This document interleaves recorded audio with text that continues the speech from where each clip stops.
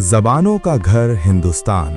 हिंदुस्तान एक लंबा चौड़ा देश है जिसमें कहीं ऊंचे पहाड़ और गहरी नदियां रास्ता रोकती हैं, कहीं फैले रेगिस्तान हैं जिनमें आबादी कम है, कहीं जमीन सोना उगलती है, कहीं बंजर है और कुछ पैदा नहीं होता।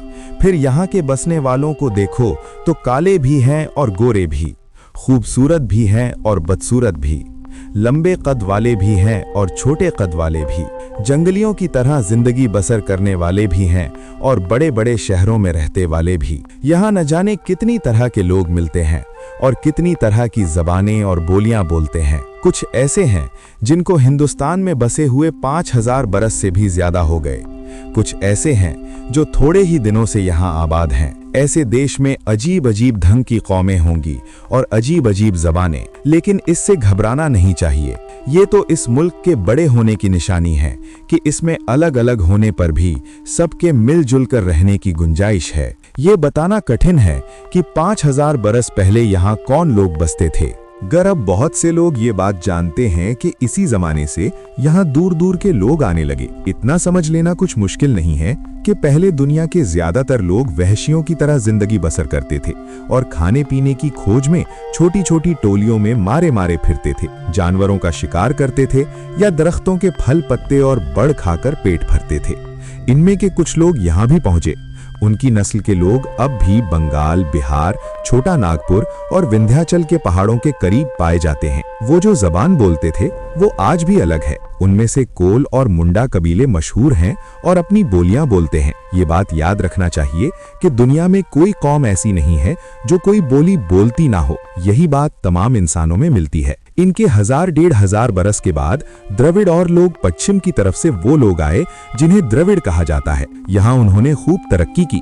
आज भी मद्रास, मैसूर, आंध्र प्रदेश और केरल में यही लोग आबाद हैं। तुमने तमिल, तेलुगु जबानों के नाम सुनते होंगे, ये उन्हीं लोगों की जबानें हैं। इन लोगों ने करीब करीब 4500 बरस पहले सिंध और पंजाब में बड़े बड़े शहर बसाए और अच्छी अच्छी इमारतें खड़ी की। बहुत दिनों तक इनके बारे में कुछ नहीं मालूम था, मगर कोई 50 बरस हुए खुदाई करके हड़प्पा और मोहनजोदड़ो के शहर निकाले गए हैं, जिनको देखकर हम उन पुराने लोगों की जिंदगी और रहन सहन के बारे में बहुत सी बातें जान सकते हैं। आज ये तो पाकिस्तान में है। ये तो था हिंदुस्तान का हाल। बाहर ईरान, चीन और तुर्किस्तान वगैरह में एक और कौम जिसे आमतौर से तारीख में आर्या कहा जाता है, तरक्की कर रही थी। ये लोग बहादुर थे, अच्छी शक्ल रखते थे, घोड़े से काम लेना और खेती करना जानते थे। कोई 3500 बरस हुए ये लोग हिंदुस्तान में आए और उन्होंने यहाँ के पुराने बसने वालों को हराकर उत्तरी भारत में अपना राज कायम किया। इन लोगों ने बहुत सी नज़में, भजन और गीत लिखे।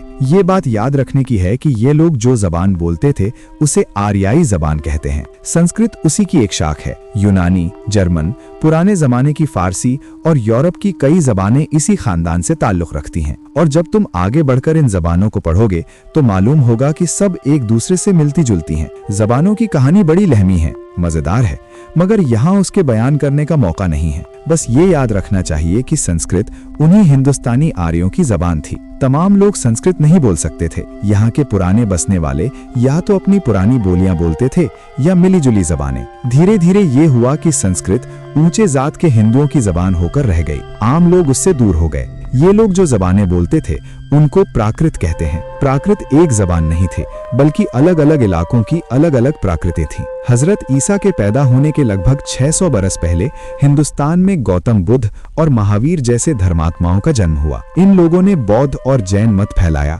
अपनी बातें कहते हुए उन्होंने ये भी कहा कि मजहब और धर्म की सारी बातें उन्हीं जबानों में होंगी जो जनता बोलती और समझती है। ये धर्म, खासकर मध्य धर्म, बड़ी तेजी से फैला और हिंदुस्तान से निकलकर बर्मा, चीन, जापान, मलाया, इंडोनेशिया, ईरान और दूसरी जगहों पर पहुंचा। जो बात इस वक्त याद रखने की है वो ये है कि बुद्ध मत की वजह से संस्कृत को धक्का लगा और दूसरी बोलियां और जबानें तरक्की करने लगीं। 1500 बरस तक यही सिलसिला जारी रहा। इसका मतलब ये नहीं है कि संस्कृत खत्म हो गई, नहीं, बल्कि संस्कृत में तो अच्छे अच्छे नाटक और अच्छी अच्छी किताबें बाद ही में लिखी गईं। उमर इतना जरूर हुआ कि दूसरी ज़बानें जो दबी पड़ी थीं उभरीं और लोग उनसे भी काम लेने लगे। हिंदुस्तान लंबा चौड़ा मुल्क तो है ही, किसी हिस्सा में कोई प्राकृत बोली जाती थी, किसी में कोई। अब जो बुद्ध मत का मुकाबला करने के लिए साधु और संत पैदा हुए तो उन्होंने भी आम लोगों पर अपना असर डालने के लिए प्राकृतों ही में गीत और भजन लिखे और धर्म कर्म की बातें की।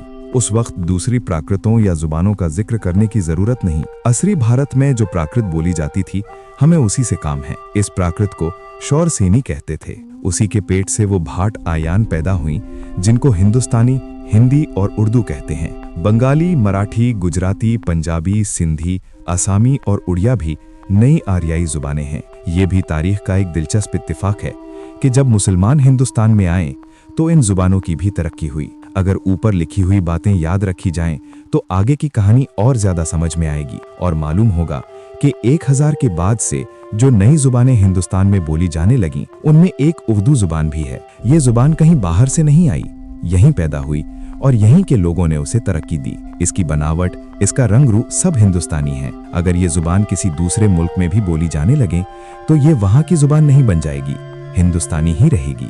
घर से दूर दक्कनी हिंदुस्तान में इस बात को तो हम देख ही चुके हैं कि उर्दू ने उत्तरी हिंदुस्तान में, पूर्वी पंजाब, पश्चिमी यूपी और दिल्ली के इलाके में जन्म लिया और लोग अपनी जरूरत के लिए इस पहली मिलीजुली जबान से काम लेने लगे। मिलीजुली जबान से ये मतलब है कि उसकी जड़ तो दिल्ली की बोलचाल की जबान थी, मगर इसमें फारसी, अरबी और दूसरी जबानों के लफ्ज भी अपनी बहार दिखा रहे थे। जैसे ही कोई बोली या जबान बोलचाल के लिए काम में लाई जाती है, उसी वक्त उसमें किताबें नहीं लिखी जाती, बल्कि पहले उसके जुमले, फिक्रे, कौल और कहावतें मिलती हैं। फिर लोग उसमें शेर कहने लगते हैं और किताबें तैयार होने लगती हैं। उत्तरी हिंदुस्तान के सूफियों, फकीरों और दरवेशों के यहाँ 13वीं-14वीं सदी के फकीरों और के यहाँ 13वीं में ऐसे जुमले और बोल मिलने लगते हैं जिनको उर्दू कह सकते हैं, मगर जिसको हम शेर और अदब कहते हैं, उसका सिलसिला दक्कनी हिंदुस्तान में शुरू हुआ। दक्कन का सारा इलाका बराबर उत्तरी हिंदुस्तान से अलग थलग रहा है। पहले जमाने में आने जाने की आसानियां भी नहीं की, इसलिए वो दूर मालूम होता था। वहाँ के बहुत से हिस्सों में द्राविड़ी जबानें बोली जाती थीं। मगर महाराष्ट्र में मराठी थी, गुजरात में गुजराती, जो उर्दू ही के खानदान से ताल्लुक रखती थीं। जब फिरोज तुगलक के जमाने में यानी 1335 ईस्वी के लगभग बहमनियों का राज कायम हुआ तो दिल्ली का असर उस पर कम हो गया, मगर जो जबान फौजों, ताजिरों, फकीरों और हाकिमों के साथ वहां पहुंच गई थी और आपस में बोलचाल का काम देती थी, उसकी जड़ मजबूत हो चुकी थी। इसलिए उत्तरी हिंदुस्तान से जो सूफी फकीर गए, उन्होंने उससे काम लिया ताकि उनकी बातें लोग आसानी से समझ सकें।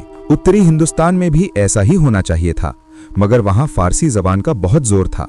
इसलिए उर्दू जो एक देसी जबान थी, दरबार में और ऊंचे दर्जे के पढ़े लिखे लोगों में फल फूल न सकी। दक्कन में अलबत्ता कुछ दिनों के अंदर ही ये आम लोगों से होती हुई राज दरबार में भी पहुंच गई और बादशाह तक उसमें शायरी करने लगे। शायद ये जानना दिलचस्प हो कि उर्दू की जो सबसे पहली किताब मिलती है वो एक मशहूर बुजुर्ग सैयद गेसू दराज की लिखी हुई कही जाती है। के बारे में इस किताब का नाम महराजुल आशिकीन है। इसमें मजहब के बारे गहरी बातें लिखी गई हैं। ये बताना तो मुश्किल है कि ये किताब कब लिखी गई, मगर सैयद गेसू दराज के मरने की तारीख 1422 है, इसलिए हम ये समझ सकते हैं कि उससे पहले ही लिखी गई होगी। सैयद गेसू दराज के मानने वाले और लोगों ने भी बाद में इसी जबान में शायरी की, नस्र में किताबें लिखी और वाज कहे। वो लोग इसको हिंदी कहते थे, हम इसे पुरानी उर्दू कह सकते हैं। इस पुरानी उर्दू के बहुत से लफ्ज आज समझ में नहीं आते क्योंकि अभी वो जबान बन रही थी। अभी ये सूफी लोग इस जबान से काम ले ही रहे थे कि बहमनी सल्तनत टूट फूट कर 5 हिस्सों में बट गई।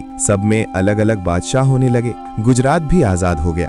दक्कनी सल्तनतों में से गोलकुंडा और बीजापुर करीब करीब 200 बरस तक कायम रही और वहाँ क्या बादशाह, क्या अमीर, क्या खवास, क्या अवाम, सब इसी उर्दू के आशिक बन गए। इस बात को हमेशा याद रखना चाहिए कि अगर आम लोगों को इस जबान की जरूरत न होती और वो उसको इस्तेमाल न करते होते तो बादशाहों की सरपरस्ती या दिलचस्पी से कुछ ज्यादा फायदा नहीं हो सकता है।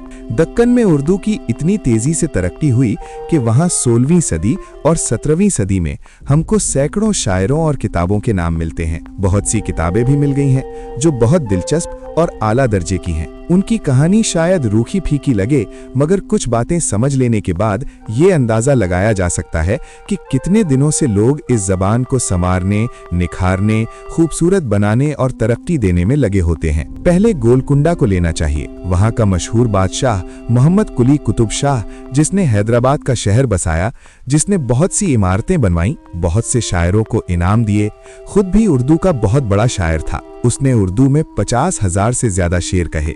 उसका जमाना वही है जो उत्तरी भारत में अकबर बादशाह का था। उसका मजमुआ कलाम छप गया है जिसमें हर तरह के शेर सादे और खूबसूरत ढंग से कहे हुए मिलते हैं। सबसे मजे की बात यह है कि उसने हिंदुस्तान के मौसमों, त्योहारों, फलों, फूलों पर नज़में लिखी हैं। आज लोग उर्दू पर एतराज करते हैं कि इसमें हिंदुस्तानी चीजों का जिक्र नहीं होता। अगर वो 350 बरस पहले के इस शायर को देखें तो उनको मालूम होगा कि हमारे पुराने शायर भी हिंदुस्तान से कितनी मोहब्बत रखते थे। मोहम्मद कुली कुतुब शाह के बाद इस खानदान में 3 और बादशाह हुए। वो सब भी शायर थे और बहुत अच्छे शेर कहते थे। जब बादशाहों ने इस बोलचाल की जबान से दिलचस्पी ली तो फिर क्या पूछना था।